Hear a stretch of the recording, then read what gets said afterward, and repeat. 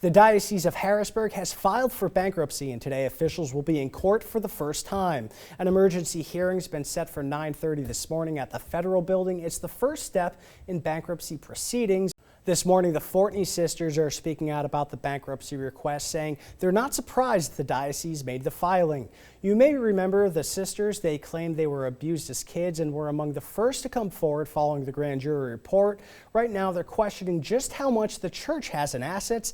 They also say they're worried for other survivors who haven't already come forward since the bankruptcy filing establishes a deadline for creditors. The diocese says it needed to file the bankruptcy to keep on stable financial ground. We've got full coverage of the Harrisburg Diocese bankruptcy filing at CBS21.com. There you could find a breakdown of the documents and a closer look at what bankruptcy could look like for the region. Another former presidential ally will be in Central PA today. Former White House counsel Don McGahn will be speaking to students at Widener University. It's part of a legal education seminar. He'll be at the school at 4 o'clock this afternoon.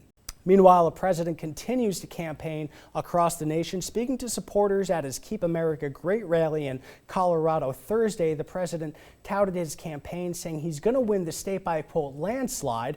President Trump will be in Nevada tonight ahead of Saturday's caucuses. The U.S. is rapidly expanding its ability to test people for the coronavirus. 15,000 testing kits were released over the weekend. The Trump administration is working to get 50,000 more. There are at least 89 cases of coronavirus in the U.S. That number is expected to rise, and President Trump is meeting with pharmaceutical companies today. Worldwide, the death toll is about 3,000. And Penn State University is issuing a list of requirements for returning international travelers.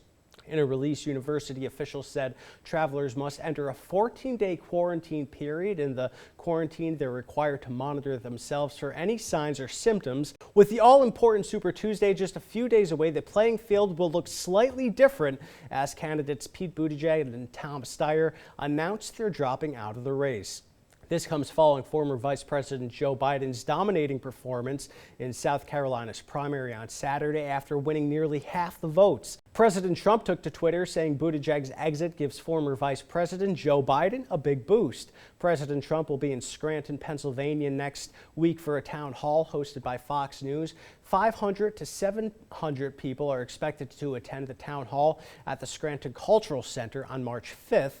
It's the president's first town hall since 2016, and of course, Pennsylvania plays an important role in the upcoming election as a battleground state. In 2016, President Trump won this state by just 45,000 votes over Hillary Clinton. Pennsylvania state troopers recovering after being shot during a traffic stop. Police say 20-year-old Robert William Ranson was pulled over for driving under the influence, and while conducting a field sobriety test, state police say an altercation between Ransom and the troopers occurred.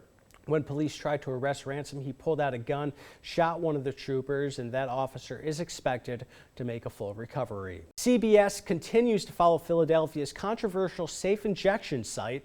On Sunday, protesters came out to rally against the proposed facility, and despite outcry, advocates for the nonprofit say the site would save lives. As of this morning, the proposed site is on hold. The city officials say they're looking for a new location for it. And voters are learning more about the candidates running for Pennsylvania's 10th congressional district. It covers all of Dauphin County and parts of Cumberland and York counties. The United States is signing a peace deal with Afghanistan. We'll have those details plus a timeline detailing when U.S. troops may be pulled out of the country coming up.